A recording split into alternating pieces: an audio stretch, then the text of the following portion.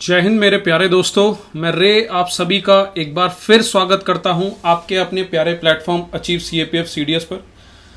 दोस्तों, हमने पेपर 1 की स्ट्रेटजी बहुत ही डिटेल्ड में डिस्कस कर ली है। उम्मीद है आप में से सभी स्टूडेंट्स ने वो डिटेल्ड जो वीडियो है पेपर 1 की स्ट्रेटजी देख ली होगी।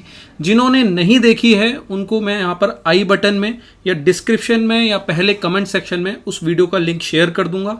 प्लीज़ जाकर उसे देख लें। आज हम लोग पेपर 2 की स्ट्रेटजी डिस्कस करने वाले हैं। इस पेपर 2 की स्ट्रेटजी से पहले आपको पेपर 1 की स्ट्रेटजी भी समझ लेनी है। अब चलिए हम पेपर 2 की स्ट्रेटजी समझें। उससे पहले हम जानते हैं सिलेबस को, यानी कि हम शुरू से शुरुआत करते हैं पेपर 2 के बारे में। मैं यहाँ पर छोटी से छोटी और बड़ी से बड़ी हर एक डिटेल को डिस्कस करूंगा ताकि हर स्टूडेंट को इस वीडियो से हेल्प मिल सके। तो जिन बच्चों को सिलेबस और बेसिक डिटेल पता है वो इस वीडियो को थोड़ा सा स्किप करके आगे हमारे मेन सोर्स और जो मेन प्रॉब्लम है राइटिंग सेक्शन में और उसके लिए क्या करना चाहिए वहां पर जंप कर सकते हैं। बट मैं कहूंगा कि 2 मिनट के लिए जरा देख लें, यहां पर चीजों को समझ लें। हो सकता है कि ये भी आपके लिए कुछ इंपॉर्टेंट डिटेल निकल आए। ठीक है, तो दोस्तों सिलेबस को सबसे पहले आपको समझना है। ये है हमारा paper 2 general studies essay and comprehension का पेपर। आपके यूपीएससी के नोटिफिकेशन में इसे 2 पार्ट में डिवाइड करके सिलेबस दिया हुआ है। जहां पार्ट ए आपका कहता है कि ऐसे question which are to be answered in long narrative form either in Hindi और इंग्लिश। दोस्तों, ये जो पार्ट ए है यानी कि यहाँ ऐसे की बात हो रही है, ये एकमात्र आपका पेपर 2 का सेक्शन है जिसे आप हिंदी में भी लिख सकते हैं और इंग्लिश में भी लिख सकते हैं, और ये 80 मार्क्स का है। उसके बाद चीज़ें यहाँ पर समझाई हुई हैं कि क्या क्या चीज़ें यहाँ पर इंक्लूड की है। इसको मैं थोड़ा सा ना एंड में चीज़ों को और अच्छे से आपको एक्सप्लेन करूँगा। इसको मैं एंड के लिए अभी छोड़ता हूँ। देन आपका पार्ट बी है जो कि कॉम्प्रीहेंशन, प्रेसी और ग्रामर वाला पार्ट है। ठीक है, जो रिमेनिंग 120 मार्क्स है ये कंप्लीट आपको इंग्लिश में ही लिखना है। यहाँ पर कोई आपको ऑप्शन नहीं है। ये बेसिक सी डिटेल है जो आपको जान लेनी है। Paper general studies essay and comprehension इसका नाम होता है। सर 3 घंटे का पेपर है दोस्तों। 200 मार्क्स का पेपर होता है जिसमें 6 क्वेश्चन आपको देखने को मिलेंगे। डिस्क्रिप्टिव पेपर है, यानी कि 3 घंटे तक लगातार आपका हाथ चलना ही चाहिए, चलना ही चाहिए, चलना ही चाहिए। तो इसीलिए बच्चों को ये समस्या आती है, क्योंकि यहां पर हमें सिर्फ पेपर में क्वेश्चन टिक करके और सर्कल करके ओएमआर नहीं निकलना है। यहां पर हमें लिखते रहना है, लिखते रहना है, लिखते रहना है। तो यही है प्रॉब्लम जो मेन बच्चों को आती है, क्योंकि उन्हें लगातार लिखने की आदत नहीं है। ठीक है, पहली तो ये। और दूसरा, जिस समय ये पेपर होता है ये सर 2 से 5 बजे के बीच में पेपर कंडक्ट किया जाता है। ये टाइम इतना लेजी टाइम है। आमतौर पर हम जब भी इस समय को देखेंगे तो हम या तो कुछ इनएक्टिव वर्क या फिर हम सोते हुए नजर आएंगे या फिर कुछ भी ऐसा काम जो शायद इतना प्रोडक्टिव ना हो हम वो कर रहे होंगे। तो मैं आपको कहूंगा कि थोड़ा सा कोशिश करें इस 2 से 5 के बीच में कुछ प्रोडक्टिव वर्क करने की, और उस प्रोडक्टिव वर्क में भी आप अपने पेपर 2 के सेक्शन को अगर उस टाइम टेबल में फिट करेंगे तो वो आपको आगे भी फ्यूचर में हेल्प करेगा। ठीक है, तो ये मैं एक सजेशन यहां पर आपको देना चाहूंगा। आगे बढ़ते हैं दोस्तों। इस साल जो पेपर आया है उसके थ्रू मैं आपको पूरा पेपर का स्ट्रक्चर दिखाने की कोशिश करूंगा। फ्रेंड्स, जिन्होंने भी अभी तक पेपर नहीं दिया है वो बच्चे इस चीज को समझें कि आपके यहां पर 6 ऐसे पूछे जाते हैं। उन 6 ऐसेज में से 4 ऐसे आपको करने होते हैं, अटेम्प्ट करने होते हैं। वो या तो आप हिंदी में करें या इंग्लिश में करें, ये आपकी अपनी चॉइस होती है। ये हर क्वेश्चन आपका 20 मार्क्स का होता है। इन 6 क्वेश्चंस में से ऐसे के आपको कोई भी 4 करने हैं। सिर्फ एक ये क्वेश्चन है जहां पर आपको हिंदी और इंग्लिश की जो ऑप्शन मेंशन किए होते हैं, और यहां पर आपको ये पूरी चांसेस भी होते हैं कि इन 6 में से आप कोई से भी 4 जो है ऐसे कर सकते हैं। ठीक है, ये चीज जो है ये कहीं आपको दूसरे क्वेश्चंस में नहीं देखने को मिलेगी। अब देखते हैं दोस्तों आर्ग्यूमेंट्स आपके 2 आते हैं, दोनों के दोनों आपको करने हैं। यहां पर कोई आपके पास चॉइस नहीं है। 20 मार्क्स के हैं। ये भी वर्ड लिमिट यहां मेंशन नहीं है। ये भी 300 वर्ड्स में आपको लिखना होता है। देन आपकी रिपोर्ट 200 वर्ड्स की है। 10 मार्क्स की एक रिपोर्ट होती है। 2 रिपोर्ट आपके एग्जाम में पूछी जाती है। यहां पर आप ये ध्यान रखेंगे। और एक चीज दोस्तों हमेशा याद रखें, जब भी आप क्वेश्चन देख रहे हैं तो उसके इंस्ट्रक्शन को जरूर पढ़ें। अब जैसे यहां पर इस बार एक इंस्ट्रक्शन मेंशन था, do not mention any name और address in the report, use XYZ ABCD if needed. इस इंस्ट्रक्शन देने के बाद भी बहुत सारे स्टूडेंट्स ने नेम का इस्तेमाल किया। अपना नहीं किया है, दूसरे का किया है, पर सर नेम तो आपने इस्तेमाल किया है जो कि यहां पर क्लियरली मना किया गया था। ध्यान रखिएगा नेगेटिव मार्किंग भी होती है आपके इस पेपर 2 में। अगर आप इंस्ट्रक्शन को फॉलो नहीं करेंगे तो आपके मार्क्स भी डिडक्ट कर लिए जाएंगे, ठीक है, ये बात को ध्यान रखिएगा। हमने ऐसे देख लिया, आर्गुमेंट देख लिया, रिपोर्ट देख लिया। उसके बाद सर आपका एक आता है प्रेसी, 15 मार्क्स का प्रेसी होता है, पूरा एक पैराग्राफ दिया होगा लेंदी सा, उसे आपको 1/3 वर्ड में कन्वर्ट करना होता है। ये 453 वर्ड्स को 1/3 वर्ड में आपको कन्वर्ट करना है। उसके बाद 5th क्वेश्चन होता है आपका रीडिंग कॉम्प्रीहेंशन। रीडिंग कॉम्प्रीहेंशन में आपका पूरा एक पैराग्राफ होता है और यहाँ पर आपके 5 क्वेश्चन गिवन है और यहाँ पर ये ईच जो क्वेश्चन है 4 मार्क्स का होता है। टोटल आपका 20 मार्क्स का ये रीडिंग कॉम्प्रीहेंशन का क्वेश्चन है। देन आपका ग्रामर है। ग्रामर 3 पार्ट में डिवाइडेड है, एक है 6A, एक है 6B और एक है आपका 6C।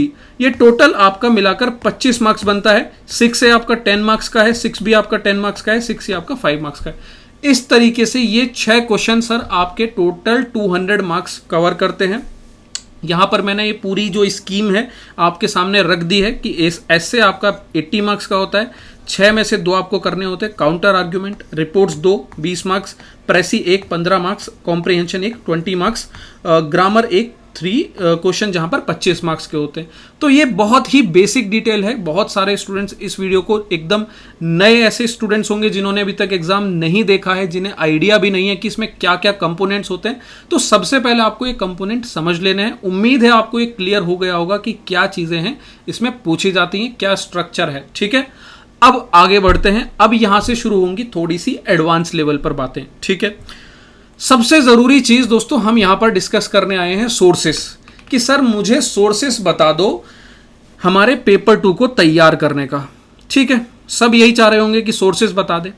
सोर्सेस जानने से पहले सर प्रॉब्लम समझिए, ठीक है। एक बार आपने प्रॉब्लम समझी तो हम उसके सॉल्यूशन और उसके सोर्सेस को बहुत आसानी से समझ पाएंगे। प्रॉब्लम क्या है, देखिए आप में से जिन स्टूडेंट्स ने लिखना शुरू किया है या फिर अभी तक लिख भी रहे थे, अटेम्प्ट भी दिया है, तो अभी उनके सामने एक सबसे पहली जो प्रॉब्लम निकल कर आती है कि सर लिखा नहीं जाता, नॉट एबल टू राइट। लिखने की कोशिश कर रहा हूं, कुछ आ ही नहीं रहा है दिमाग में, कैसे लिखूं, मेरे तो हाथ ही चलने बंद हो जाते हैं। सबसे बड़ी प्रॉब्लम आप में से मेजॉरिटी ऑफ द स्टूडेंट के साथ सर यही होगी, मैं आपको श्योरिटी से कह सकता हूं, ठीक है। एक्सपीरियंस है, कई सारे स्टूडेंट्स के साथ डिस्कशन करने के बाद मैंने ये स्ट्रेटेजी तैयार की है। यहां पर आप ध्यान से समझिएगा कि प्रॉब्लम कहां हो रही है। मैं रूट कॉज पर बात करूंगा, बहुत डिटेल में आपको चीजें समझाने की कोशिश करूंगा, ठीक है। पहली प्रॉब्लम कि सर समझ ही नहीं आ रहा कि लिखें क्या, ठीक है। ये फर्स्ट टाइप ऑफ स्टूडेंट है। सेकेंड टाइप ऑफ स्टूडेंट्स कौन से हैं कि इनको पता है लिखना है, इनके पास थॉट्स हैं, पर प्रॉब्लम ये है they are able to write, but problem ये है कि ये लिखना जब शुरू करते हैं तो इनको आइडिया ही नहीं है कि ये लिख क्या रहे हैं। पहली चीज जो पूछा है उस डिमांड को फुलफिल नहीं करेंगे। दूसरी चीज फुलफिल भी कर रहे होंगे तो प्रॉपर स्ट्रक्चर नहीं फॉलो कर रहे होंगे। सर किधर है, पैर किधर है, इन स्टूडेंट्स को कुछ नहीं पता। कंक्लूजन इंट्रोडक्शन में लिख दिया, इंट्रोडक्शन कंक्लूजन में लिख दिया, मेन बॉडी में कुछ ऐसी चीजें लिख दी जो नहीं लिखनी थी, और जो नहीं लिखी वो लिखनी चाहिए थी उन्होंने नहीं लिखी है। तो इस तरीके से यहां पर ये सेकेंड टाइप ऑफ स्टूडेंट्स यहां पर वर्क करते हैं। इन्हें पता है लिखना है, इन्हें आता है लिखना, बट समझ ये एक प्रॉपर फॉर्मेट और स्ट्रक्चर में लैग कर जाते हैं, ठीक है। पहली प्रॉब्लम समझ लिया आपने दोस्तों, दूसरी समझ ली, और तीसरी आती है लास्ट स्टेज में जो है टाइम मैनेजमेंट की प्रॉब्लम, कि बच्चे यहां पर लिख लेते हैं, स्ट्रक्चर भी फॉलो कर लेते हैं, बट समस्या यह आती है कि पूरा पेपर कंप्लीट ही नहीं होता। तो सर तीनों लेवल पर बात करेंगे। मैं शुरुआत करता हूं इससे, ये जो स्टेप 1 है कि जो बच्चे कहते हैं कि सर हमें लिख ही नहीं पाते, हमारे हाथ ही नहीं चलते, मैं जब बैठता हूं लिखने तो कुछ याद ही नहीं आता है। अब मैं बताता हूं आपका जो प्रॉब्लम है वो प्रॉब्लम है कहां। थोड़ा सा एग्जाम्पल का मैंने यहां पर इस्तेमाल किया है, कोशिश की है कुछ इनोवेटिव करने की, तो उम्मीद है इस एग्जाम्पल से आपको चीजें थोड़ी सी क्लियर होंगी। अब समझिए दोस्तों, अब दोस्तों जो स्टूडेंट ये कहते हैं कि सर हम लिख नहीं पाते हैं, जब भी हम लिखने बैठते हैं हमें लिखना नहीं आता है, मैं उनके साथ प्रॉब्लम यहां पर शेयर कर रहा हूं। देखिए आपकी प्रॉब्लम ना इस टैप की तरह है, इस टंकी की तरह है, इस टैप की तरह है, जो आप बार बार इससे यहां पर खोल रहे हैं बट यहां पर पानी नहीं आ रहा है। ये क्या है, ये एक टैप है जिसे आप बार बार खोल रहे हैं, ओपन ऑन ऑफ कर रहे हैं, बट पानी नहीं आ रहा है। आप कह रहे हैं कि मैं लिख ही नहीं पा रहा हूं, मैं बार बार लिखने की कोशिश कर रहा हूं, मैं लिख ही नहीं पा रहा हूं। अब प्रॉब्लम समझने की कोशिश करते हैं कि क्यों आपके हाथों से जो है वर्ड्स सेंटेंस क्यों नहीं बन रहे, क्यों इस टैप में वाटर नहीं आ रहा है। चलिए समझते हैं। अब समझिएगा, यहां पर ध्यान दीजिएगा, पीछे चलते हैं, इसको देखते हैं कि क्या प्रॉब्लम क्या हो रही है। चलिए चलिए चलिए हम देखते हैं यहां पर प्रॉब्लम है क्या, आखिर ये पानी आ क्यों नहीं रहा, क्या कारण क्या है। अरे यहां तो टैंक खाली है, टैंक तो खाली है, पानी कहां से आएगा। समझ रहे हैं आप मेरी बात। भाई टैंक जब खाली है, आपका ये वाटर टैंक खाली है, तो पानी आएगा कहां से। तो पहली प्रॉब्लम अगर आप कनेक्ट कर पा रहे होंगे दोस्तों, ये कुछ नहीं है, ये है आपका ब्रेन। आपका ब्रेन है ये, आपका ब्रेन ही खाली है, आपके ब्रेन में थॉट्स ही नहीं है, तो आपके हाथ से पेन चलेगा कैसे। पहली प्रॉब्लम ध्यान रखिएगा, आपकी टंकी ही खाली है दिमाग की, यानी कि आपके दिमाग में थॉट्स है ही नहीं। थॉट्स नहीं है मतलब, अब इसका मतलब क्या है, चलिए थोड़ा सा और पीछे चलते हैं। थॉट्स आते कहाँ से हैं, कहाँ से आते हैं थॉट्स। चलिए इस टंकी में पानी कहाँ से आएगा, चलिए पीछे चलते हैं, पीछे चलते हैं। यहाँ पर क्या दिख रहा है आपको, ये है सर बिगर वाटर टैंक। ये जो वाटर टावर है, ये है आपका पीछे का किया हुआ काम, यानी कि आपका कंटेंट डेवलपमेंट। सर अब इस इमेज से सारी चीज़ों को समझने की कोशिश करना। ये कुछ नहीं है, ये आपका आंसर राइटिंग है जो आप करने की कोशिश कर रहे हैं, नहीं हो पा रहा है। आप हाथ चलाने की कोशिश कर रहे हैं, नहीं चल पा रहा है, वर्ड्स नहीं आ रहे हैं, जिस तरीके से यहाँ पानी नहीं आ रहा है। आपने पीछे मुड़कर देखा तो आपने क्या नोटिस किया कि यार मेरे दिमाग में थॉट्स है ही नहीं, जो मैं लिखना चाह रहा हूं मैं इसलिए नहीं लिख पा रहा हूं क्योंकि मेरे दिमाग में थॉट्स नहीं है। ये पहले टाइप के स्टूडेंट्स की बात कर रहा हूं, मैं आगे हर टाइप के स्टूडेंट्स को यहां पर टैकल करूंगा, ठीक है। अब थॉट्स नहीं है तो पानी आएगा कहां से, जब टंकी में पानी ही नहीं है। अब इस टंकी में पानी क्यों नहीं है, क्योंकि सर आपने कभी अपना एक टावर, वाटर टावर मतलब उससे भी बड़ा रिजर्वॉयर क्रिएट ही नहीं करा। ये क्या कहने का मतलब है मेरा, कि आपने कभी भी कंटेंट नहीं डेवलप किया, यानी कि आपके आंसर राइटिंग की जो शुरुआत होती है वो होती है यहां से, ये है कंटेंट डेवलपमेंट, ठीक है। ये पहला है, फर्स्ट स्टेप है दोस्तों कंटेंट डेवलपमेंट। आपको कंटेंट बनाना होगा, ठीक है।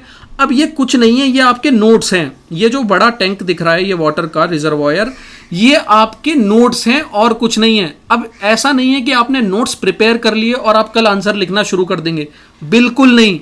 उसके लिए आपको ये आपका है ब्रेन।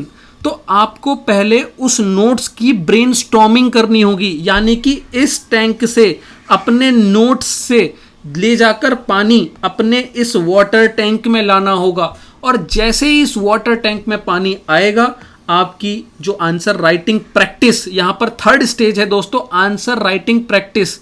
तो जैसे ही आपकी ये तीन चीजें कंप्लीट होती हैं, आपका जो आंसर है वो ऑटोमेटिकली तैयार होकर अपने आप आएगा और आप देखते रह जाएंगे दोस्तों।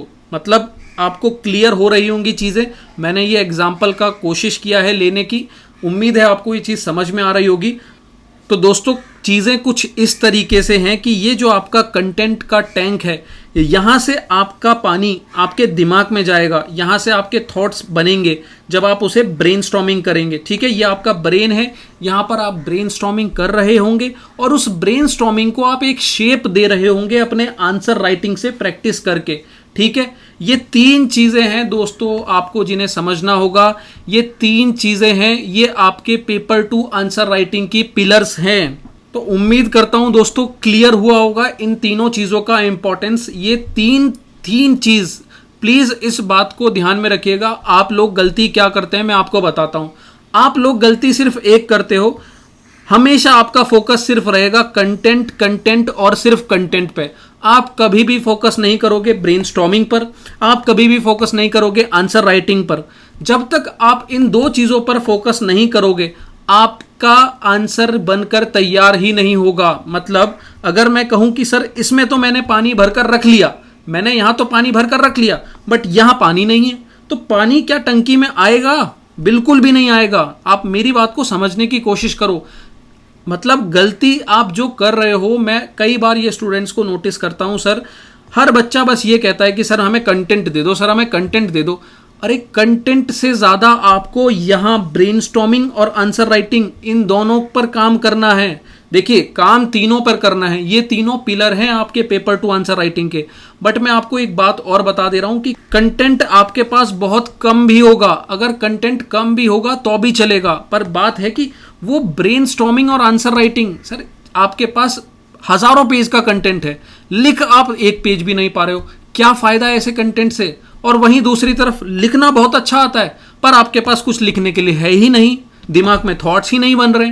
तो ये तीन चीज़ों पर आपको बहुत ध्यान रखना है, नहीं तो प्रॉब्लम काफ़ी सारी आने वाली हैं। ये बात मेरी आप समझिएगा, ठीक है। अब मैं आपको एक और चीज़ बताता हूँ, बहुत सारे बच्चे कंटेंट पर ध्यान देंगे, ब्रेनस्टॉर्मिंग पर ध्यान देंगे, आंसर राइटिंग पर ध्यान नहीं देंगे। अब ये सेकंड टाइप के स्टूडेंट हैं जिनकी मैं बात कर रहा था कि जिनको लिखना, जिनके पास थॉट्स हैं बट जब वो लिखना जाते हैं तो वो चीज़ों को समझ ही नहीं पाते कि भाई शुरू कैसे करना है, ख़त्म कैसे करना है, बॉडी, कंक्लूजन, इंट्रोडक्शन में क्या लिखना है क्या नहीं लिखना है। तो उनकी सिचुएशन कुछ ऐसी है, शायद इस एग्जाम्पल से आपको समझ में आए।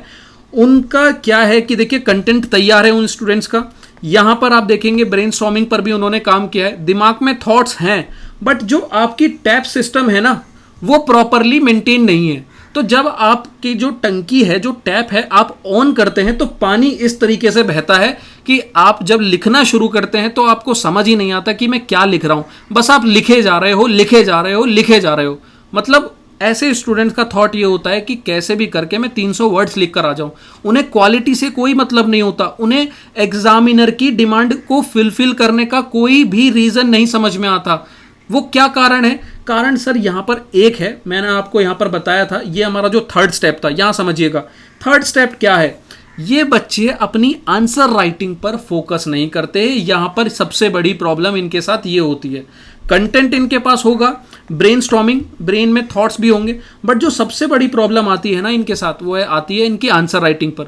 तो सर आपको प्रैक्टिस करने की बहुत ज़रूरत है। जिन बच्चों के साथ ये सिचुएशन है कि उनके पास राइटिंग के लिए वर्ड्स हैं, थॉट्स हैं, बट लिखना नहीं आता है, तो यहाँ पर आपको अपनी आंसर राइटिंग पर काम करना होगा, अपने स्ट्रक्चर पर काम करना होगा। आपके लिए बहुत बड़ी बात नहीं है।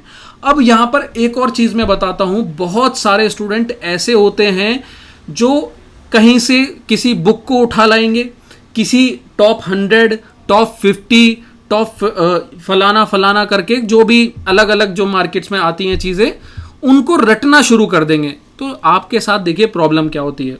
आपके जो कंटेंट है आपके पास इनफ है, कोई दिक्कत नहीं, आपके पास कंटेंट इनफ है। अब आप ना उसे रटना शुरू कर देते हो, पेपर 2 को आप रटना शुरू कर देते हो। और रटने की सबसे बुरी एक चीज़ है, आप चीज़ों को रिटेन नहीं कर सकते रटकर, बहुत ज़्यादा रटकर आप चीज़ों को रिटेन नहीं कर सकते। और जितना सारा आप ये डाटा आप जो है रटने की कोशिश करते हो, सर दिमाग में सिर्फ इतना जा पाएगा आपके, क्योंकि पेपर 2 रटने का गेम है ही नहीं। Paper 2 is the game of skill, answer writing की स्किल। और ये स्किल डेवलप होती है 6 से 8 महीने की रिगरस आंसर राइटिंग प्रैक्टिस से। और फिर ये बच्चे ऐसे हैं, इनकी टंकी से, इनकी टैप से थोड़ा पानी तो निकल कर आता है, यानी कि ये एक आंसर लिख लेंगे, 2 आंसर लिख लेंगे, दूसरे आंसर में थोड़ा सा लिखकर छोड़ देंगे, उसे कहेंगे कि इसमें मुझे पॉइंट नहीं आ रहा है, इसमें मुझे समझ नहीं आ रहा है कि क्या लिखूं। इनके साथ प्रॉब्लम यही होती है कि इनके रटे हुए 2-3 ऐसे तो फंस जाएंगे, बट कहीं ये आर्ग्यूमेंट में परेशान हो जाएंगे, कहीं ये रिपोर्ट में परेशान हो जाएंगे, तो कुछ ना कुछ ये छोड़कर एग्जाम में ज़रूर आएंगे। क्यों? क्योंकि इन्होंने चीज़ों को ब्रेनस्टॉर्मिंग करने से ज़्यादा उसे रटने पर, कंटेंट डेवलप करने पर फोकस ज़्यादा किया था। तो सर ध्यान रखिएगा, एक आइडियल सिचुएशन होती है ये, जहां आप कंटेंट पर भी बहुत अच्छे से काम कर रहे हो, ब्रेनस्टॉर्मिंग पर भी बहुत अच्छे से काम कर रहे हो, अपनी आंसर राइटिंग पर भी बहुत अच्छे से काम कर रहे हो। उम्मीद है मेरा ये एग्जाम्पल लेकर आपको समझाना चीज़ें आसान कर रहा होगा। मैंने थोड़ी सी अपनी तरफ से क्रिएटिविटी दिखाने की कोशिश, जिससे कि आपको चीज़ें आसानी से समझ में आए।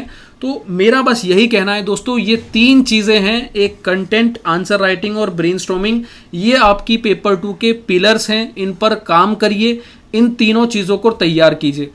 अब आप कहेंगे कि चलिए सर हमें समझ में आ गया, बहुत बहुत धन्यवाद आपका कि आपने इस एग्जाम्पल से हमें ये समझाने की कोशिश की।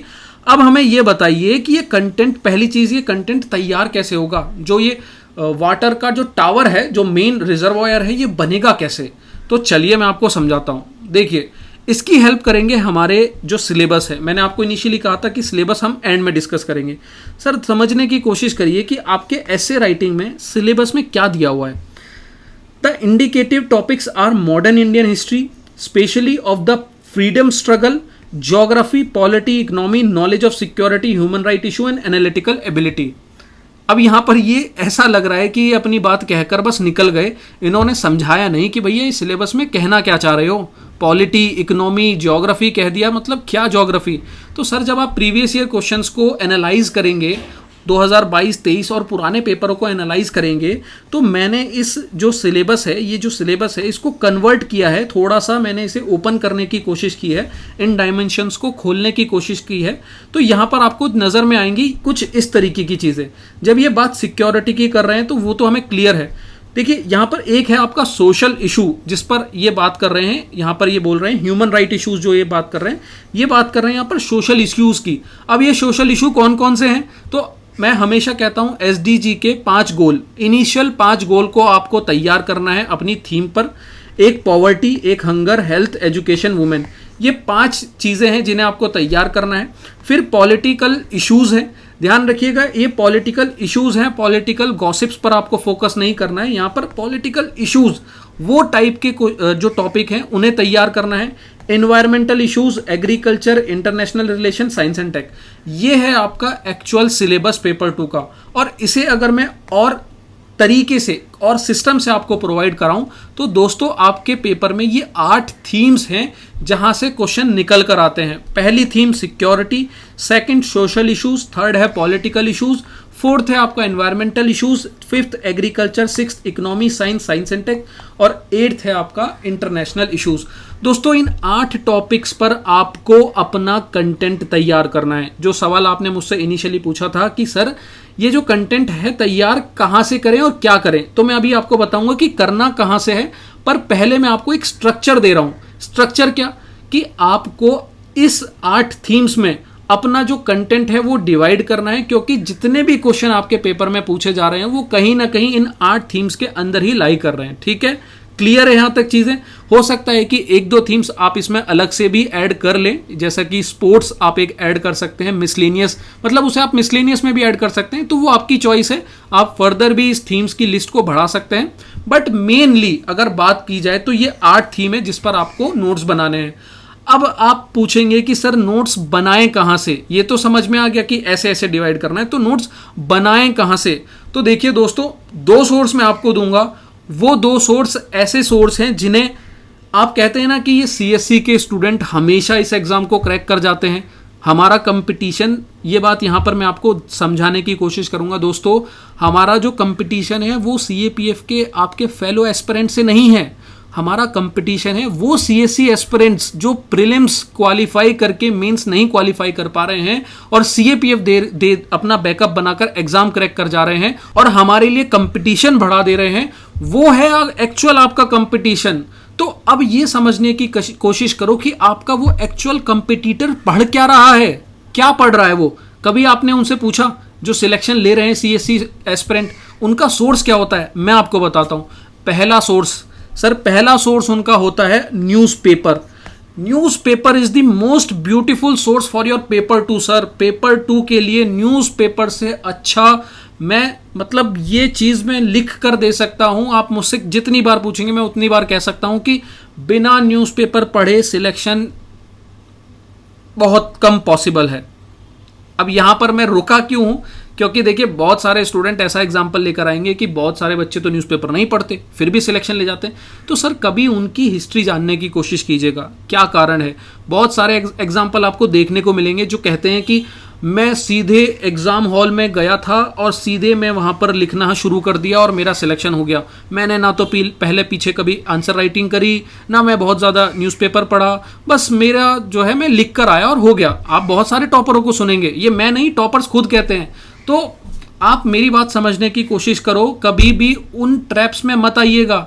यहां पर आपको आधी इंफॉर्मेशन दी जा रही है, आपको ये नहीं बताया जा रहा कि उनका बैकग्राउंड क्या है, उनके मार्क्स, उनका कॉलेज, उनका क्वालिफिकेशन बैकग्राउंड क्या है। सर जब आप वो सुनेंगे ना तो आप कहीं से कहीं तक कंपेयर नहीं कर पाएंगे। तो इसीलिए आप मेरी बात को समझने की कोशिश करें। सबसे पहला सोर्स अगर आपको कोई बनाना है तो वो बनाना है आपको न्यूज़पेपर। अब न्यूज़पेपर में आप चाहें तो द हिंदू पढ़ सकते हैं, चाहें तो द इंडियन एक्सप्रेस पढ़ सकते हैं, बट प्लीज़ इसे फॉलो करना शुरू करें। आपका सीएससी का कंपटीटर अपना पहला सोर्स ये लेकर चलता है। जब भी वो सुबह उठता है तो सबसे पहले उसका जो टारगेट होता है द हिंदू होता है, और वही उसको पेपर 2 में स्ट्रॉन्ग बनाने में हेल्प करता है, और आपको भी करेगा। ठीक है। दूसरा सोर्स दोस्तों, दूसरा सोर्स है एक प्यारी सी मैगजीन।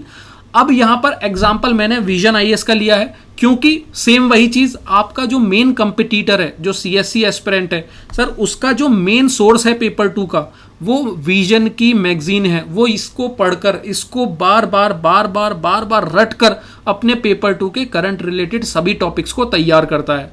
तो हमारी भी यही रिस्पॉन्सिबिलिटी होनी चाहिए कि हमें इस मैगजीन को, अब यहां पर मैं विजन को प्रमोट नहीं कर रहा हूं, आप इस मैगजीन की जगह, हो सकता है कुछ बच्चे मुझसे पूछते हैं कि सर दृष्टि की कर लें क्या, बिल्कुल कर लीजिए, विजन की कर लीजिए, पीडब्ल्यू की कर लीजिए। सर मैं कह रहा हूं किसी की भी कर लीजिए, बट कोई एक ऐसी मैगजीन पकड़िए जहां पर एक कंटेंट को बहुत ही अच्छे से स्ट्रक्चर वे में इलेबोरेट करके समझाया गया हो। और वो मुझे, अगर मेरा पर्सनल ओपिनियन आप लेना चाहें तो सर इस मैगजीन से बेटर मुझे कहीं नहीं लगता है।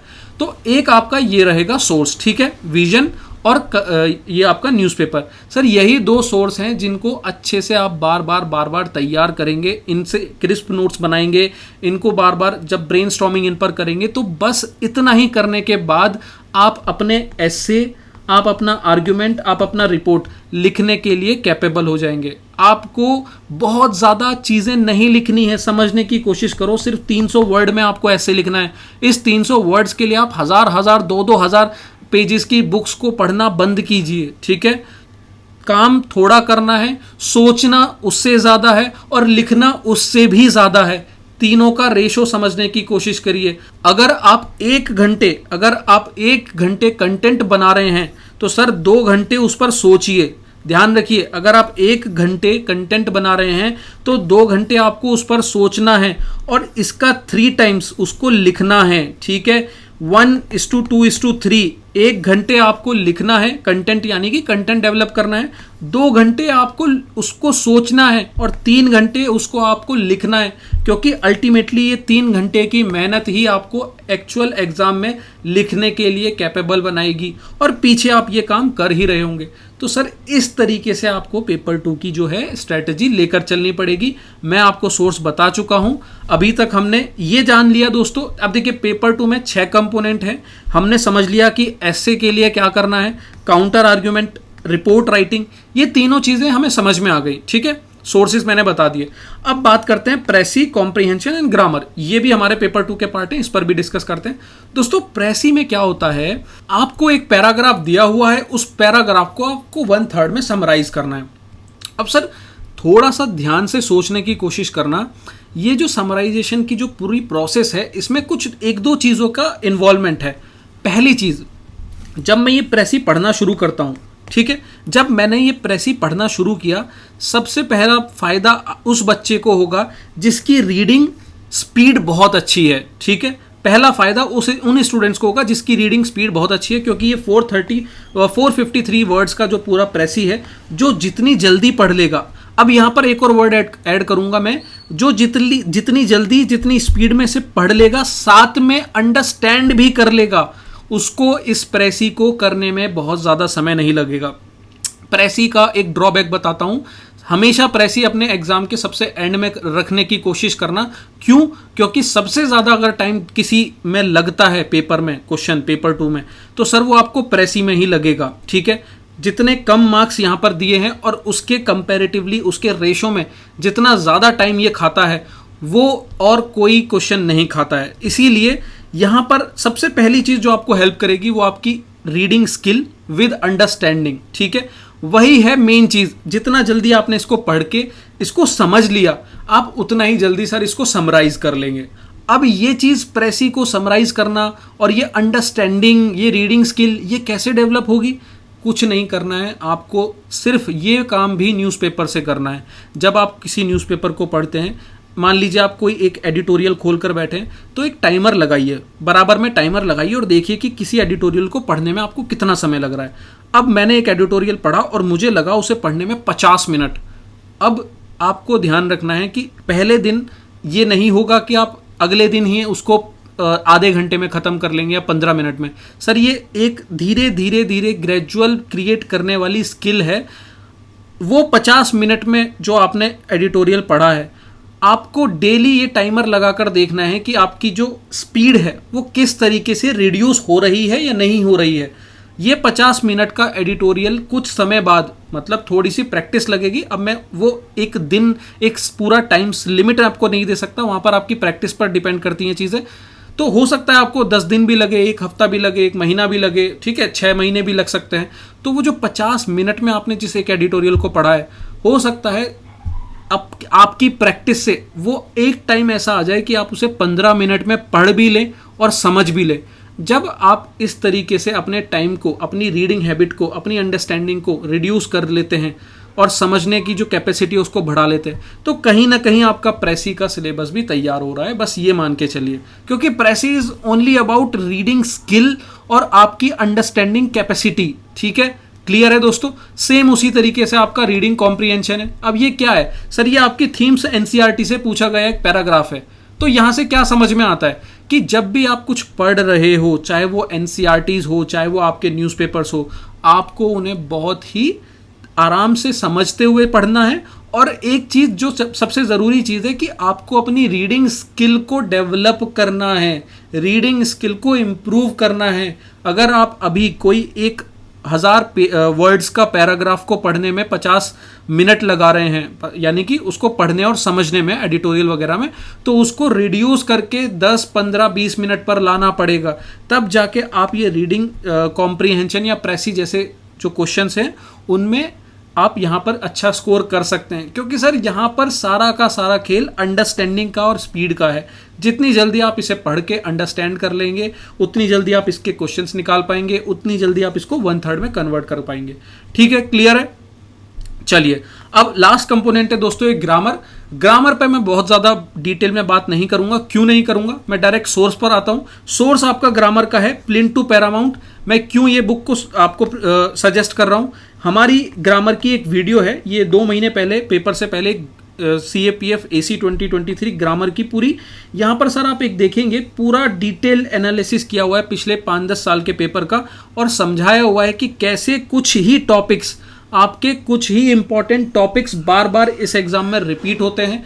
वही टॉपिक्स आपको तैयार करने हैं, और वो तैयार करने का जो सोर्स है वो आपको इस बुक को फॉलो करके मिल जाएगा। अब इसकी जगह आप दूसरी बुक्स भी फॉलो कर सकते हैं जो मैंने इस वीडियो में डिस्कस की है। तो ग्रामर की डिटेल स्ट्रेटेजी के लिए आप इस वीडियो को ज़रूर देखें। आई बटन में इसका लिंक आपको दिख रहा होगा। तो ये वीडियो आपकी यहाँ ग्रामर में हेल्प करेगी। तो उम्मीद है दोस्तों आपको ये 6 कंपोनेंट आपको समझ में आ गए होंगे कि कैसे आपका ये प्रिपेयर करना है। तो हमने यहाँ पर कंटेंट पर अच्छे से डिस्कशन कर लिया है। मुझे नहीं लगता है कि आपको कंटेंट की इम्पॉर्टेंस और कंटेंट में कैसे किस थीम्स को कैसे कहाँ किस सोर्स से फॉलो करना है अब कहीं कोई डाउट होगा। ठीक है, क्लियर है। अब बात करते हैं दोस्तों, कंटेंट हमारा हो गया। ब्रेनस्टॉर्मिंग, सर ये ब्रेनस्टॉर्मिंग क्या है, मुझे ये समझा दो। अब देखो, समझाने के लिए इस ब्रेनस्टॉर्मिंग पर भी एक अच्छा खासा 1 घंटे का सेशन लिया जा सकता है, क्योंकि ब्रेनस्टॉर्मिंग में टाइप्स बहुत हैं, ब्रेनस्टॉर्मिंग के तरीके बहुत हैं। बट सिंपल आप समझने की कोशिश करो। अगर मैं सिंपल भाषा में समझाऊं ब्रेनस्टॉर्मिंग, कि आप ब्रेनस्टॉर्मिंग मतलब होता है कि सर आप सोचना शुरू कीजिए। सोचना मतलब कोई टॉपिक अगर आपके पेपर में आ रहा है, यानी कि मान लीजिए कल न्यूज़पेपर में एक टॉपिक आपने देखा, तो ऐसा नहीं होना चाहिए कि आपने उसे पढ़ा और वहीं पढ़कर छोड़ दिया। उस पर थोड़ा सा विचार कीजिए, थोड़ा सोचना शुरू कीजिए। अगर एम्स पर साइबर अटैक हुआ है तो कोशिश करिए उस पर कुछ थॉट्स डेवलप करने की, कुछ अपने विचार डेवलप करने की। अपने विचार कैसे डेवलप करोगे, अब यहाँ पर बहुत सारे तरीके होते हैं सर ब्रेनस्टॉर्मिंग के। सबसे पहला और बहुत प्यारा तरीका, अगर आप अकेले हैं तो कुछ नहीं करना है, लिखना शुरू कीजिए। ठीक है, बहुत सारे बच्चे कहते हैं कि सर हमारे पास लिखने के लिए टॉपिक नहीं है। सर आपके पेपर में जो टॉपिक्स आते हैं वो कहीं हवा में बनकर नहीं आते, वो करंट रिलेटेड टॉपिक्स ही होते हैं, जिन्हें एक थोड़ा सा स्ट्रक्चर देकर, एक ऐसे का स्ट्रक्चर देकर पूछ लिया जाता है। अब साइबर अटैक वाला जो क्वेश्चन आया आपका, इमर्जिंग पावर ऑफ इंडिया वाला जो क्वेश्चन आया आपका, ये सब क्या है सर? ये सब आपके करंट से रिलेटेड उठाए गए टॉपिक्स हैं। तो आपको कुछ नहीं करना है, जब आप आंसर राइटिंग कर रहे हैं तो इन्हीं टॉपिक्स को आपको लेकर लिखना है, ठीक है? लिखने की कोशिश करिए इन पर। तो पहला तरीका ब्रेनस्टॉर्मिंग का ये हुआ। दूसरा, बैठकर सोचने की कोशिश करो इन पर। अपना आराम से बैठे हो खाली टाइम में, ये जो आप YouTube shorts, Instagram, Facebook, sir इन्हें अपने अगले 1 साल के लिए प्लीज़ मिनिमम से मिनिमम कर दीजिए। मैं बिल्कुल ख़त्म करने की बात नहीं कर रहा हूँ, बट प्लीज़ बिल्कुल मिनिमम करने की कोशिश कीजिए और अपने समय को सही डायरेक्शन में जो है देने की कोशिश करिए, ठीक है? तो बैठकर उन पर सोचने की कोशिश करो। और सबसे बेस्ट तरीका, मतलब अगर आप मुझसे पूछें कि सबसे बेस्ट तरीका क्या है, तो सर इससे इन सबसे बेस्ट तरीका है आप अपने ग्रुप के साथ ग्रुप डिस्कशन करें। मतलब आपके कुछ दोस्त होंगे, उन दोस्तों का एक ग्रुप बनाइए, अपने कुछ अच्छे फ्रेंड्स का, और उनके साथ इन सभी टॉपिक्स को डेली डिस्कस करिए। इतना काम अगर आप ये कर लेंगे ना सर, ये डिस्कशन वाला काम, मैं आपको बताता हूँ पेपर 2 का 50% वर्क आपका वहीं ख़त्म हो जाता है। क्योंकि ये जो डिस्कशन है ना, ये आपके दिमाग से थॉट लाने में हेल्प करता है। और साथ में जब आप डिस्कशन कर रहे होंगे, कोई फ्रेंड्स आपका, फेलो एस्पिरेंट आपका कोई नया थॉट देता है, तो वहाँ से वो चीज़ आपको याद लंबे समय तक रहती है। रादर आप जब कोई न्यूज़पेपर में एक पॉइंट देखेंगे और वहीं आप अपने दोस्त के थ्रू किसी अच्छे पॉइंट्स को सुनेंगे, तो यहाँ से आपके उस पॉइंट को याद रखने के चांसेस, पॉसिबिलिटीज ज़्यादा होती हैं। तो कोशिश करो अपना जो ग्रुप है उसे प्रोडक्टिव बनाने की। और ऐसा नहीं है कि ग्रुप आपके पास नहीं होगा सर, सबके पास ग्रुप होते हैं, सबके पास फ्रेंड होते हैं। और यहाँ पर हमें 10-15 लोगों का ग्रुप नहीं चाहिए, 1, 2, 3 मिनिमम इतने लोगों का ग्रुप चाहिए। जब भी आप चाय पर जा रहे हो, जब भी आप इधर उधर की बातें कर रहे हो, ऐसे समय में सिर्फ एक प्यारा सा टॉपिक छेड़ दीजिए जो भी आपने मॉर्निंग में न्यूज़ में पढ़ा है, और उस पर डिस्कशन, एक हेल्दी डिस्कशन शुरू कीजिए। बात खत्म। बस इतना करना है ब्रेनस्टॉर्मिंग में, यानी कि अपने दिमाग को चलाना है। जैसा कि मैंने कहा, 1 घंटे अगर आप सिर्फ कंटेंट बना रहे हो तो 2 घंटे उस पर सोचो, 2 घंटे सोचो, और 3 घंटे उस पर लिखने की कोशिश करो, ठीक है? 3 घंटे उस पर लिखना, मतलब इसमें कई सारी चीज़ें आ जाएंगी, उसको रटना, उसमें नए नए फैक्ट्स ऐड करना, तो वो सारे जो है काम आपके वहाँ पर ऐड हो जाएंगे। तो ये है दोस्तों आपका ब्रेनस्टॉर्मिंग का काम। उम्मीद है आपको ब्रेनस्टॉर्मिंग भी समझ में आ गई होगी, कंटेंट भी समझ में आ गया होगा। अब बात कर लेते हैं आंसर राइटिंग में। आंसर राइटिंग में अब आपको क्या करना है, यहाँ पर अब मेरी बात समझने की कोशिश करना। सर आंसर राइटिंग में ना 2 चीज़ें हैं। 2 चीज़ें क्या है? पहली चीज़ बाद में बात करूंगा, पहले सेकंड पे बात करते हैं। आंसर राइटिंग की प्रैक्टिस एक तो आपकी टेस्ट सीरीज से होती है, ठीक है? अब ये टेस्ट सीरीज वाला जो कंपोनेंट है दोस्तों, ये आपको इनिशियली इस पर फोकस नहीं करना है। जनरली कोचिंग इंस्टीट्यूशन आपको सबसे पहले टेस्ट सीरीज ही पकड़ा देते हैं। सर जहाँ पर भी आपको टेस्ट सीरीज मिल रही है, आप प्लीज़ उसको टच भी ना करें। आपके लिए इस समय टेस्ट सीरीज काम की नहीं है। अगर आपके लिए कुछ काम का है तो मैं आपको बताता हूँ, आपको कहीं पर भी या तो ये प्रैक्टिस आप खुद कर लें, या फिर कोई कोचिंग इंस्टीट्यूशन अगर आपको ये प्रोवाइड करा रहा है, क्या, daily answer writing practice. Sir daily आपको आंसर राइटिंग प्रैक्टिस करनी है। अब मैं ये नहीं कहूँगा कि आप बहुत ज़्यादा रिगरस प्रैक्टिस अभी से शुरुआत कर दें। देखिए अभी तो मैं आपको बता रहा हूँ दोस्तों, शुरुआत में अभी के लिए मैं आपको कहूँगा कि जो आप आज जो है हमारा 2 सितंबर है, तो मैं कहूँगा दोस्तों कि ये पूरा सितंबर आप पहले अपनी जो बेसिक थीम्स हैं जिन पर हमने बात की, उन थीम्स को डेवलप करने की कोशिश करो। पहला चीज़, उन पर थोड़े बेसिक नोट्स बनाने शुरू करिए, न्यूज़पेपर की अंडरस्टैंडिंग लाना शुरू करिए और ग्रामर पार्ट को शुरू करिए, ठीक है? आपको राइटिंग अभी नहीं शुरू करना है, मैं आपको तरीका बता रहा हूँ, आपको राइटिंग नहीं शुरू करना है। अभी अपने बेसिक नोट्स प्रिपेयर कीजिए, ताकि कोई भी टॉपिक जब आए, मान लीजिए किसी ने आप पर वुमेन से रिलेटेड कोई भी इशू छेड़ दिया, हेल्थ से रिलेटेड कोई इशू छेड़ दिया, सिक्योरिटी से रिलेटेड कोई इशू छेड़ दिया, तो आपके दिमाग में कुछ बेसिक पॉइंट्स होने चाहिए उन पर बोलने के लिए, लिखने के लिए, ठीक है? तो पहले फर्स्ट मंथ आप ये जो सितंबर मंथ है इस चीज़ के लिए डेडिकेट करिए। एंड देन जैसे ही सितंबर खत्म होता है, आपका अक्टूबर, नवंबर, दिसंबर, सर यहाँ पर आप डेली आंसर राइटिंग का कोई प्रोग्राम अगर किसी ने दे रहा हो, कोई प्रोवाइड करा रहा हो तो सर उसे ज्वाइन कर लें, नहीं तो आप खुद से ऐसे प्रोग्राम को डिज़ाइन कर सकते हैं। अब यहाँ पर आपके साथ दो प्रॉब्लम आएंगी। पहली प्रॉब्लम क्या कि सर हमें डेली टॉपिक कहाँ से मिलेगा। तो सर डेली टॉपिक्स के लिए परेशान नहीं होना है, जहाँ से यूपीएससी टॉपिक्स उठाती है आपको भी वहीं से उठाने हैं। और वो सोर्स क्या है, वो है आपका न्यूज़पेपर से आप जाकर जो है टॉपिक्स उठाइए। न्यूज़पेपर से टॉपिक्स मतलब क्या, एडिटोरियल आपके आते हैं, वो एडिटोरियल में कहीं ना कहीं आप उनको थोड़ा सा उनका जो हेडिंग है उनको चेंज करके या फिर उसी हेडिंग्स को इस्तेमाल करके आप उन पर लिखना शुरू करिए। अब इससे आपकी दो चीज़ें हो जाएंगी, जो न्यूज़पेपर में टॉपिक आया वो भी आपका तैयार हो जाएगा, साथ में आपकी डेली आंसर राइटिंग प्रैक्टिस भी हो जाएगी। अब जो दूसरी प्रॉब्लम आती है सर, वो आती है उसको इवेल्युएट करने की। तो इवेल्युएट करने के लिए या तो आपको किसी प्रोग्राम को ज्वाइन करना होगा, या फिर आपका अगर कोई आसपास दोस्त, आपका सीनियर, आपके फैमिली में कोई अगर ऐसा मेंबर है वो उसको इवेल्युएट कर दे तो उससे करवा लीजिए। पर ये प्रोसेस आपको लेकर चलनी पड़ेगी। शुरुआत आपको डेली आंसर राइटिंग से करनी पड़ेगी। देन सेकंड स्टेज आती है, ये स्टेज आपको जनवरी, फरवरी, मार्च, अप्रैल में जाकर फॉलो करनी है। आपको टेस्ट सीरीज पर कमांड बनानी है, ठीक है। तो ये है आपका तरीका आपके आंसर राइटिंग का करने का, ठीक है। तो उम्मीद करता हूं दोस्तों कंटेंट भी आपको समझा दिया है, ब्रेनस्टॉर्मिंग का भी तरीका समझा दिया है, आंसर राइटिंग का पैटर्न भी समझा दिया है। पेपर 2 की यही एकमात्र स्ट्रेटेजी है। अगर आप सोच रहे हैं कि मैं किसी बुक को खरीद लेता हूं, मैं किसी के टॉप 100 टॉपिक्स को रटकर चले जाता हूं, तो सर मैं ये बात आज लिख कर भी दे देता हूं और मैं ये कह भी देता हूं कि आप फिर दोबारा आओगे और इसी प्रोसेस के साथ इस एग्ज़ाम को क्रैक करोगे जो मैं आज आपको बता रहा हूँ।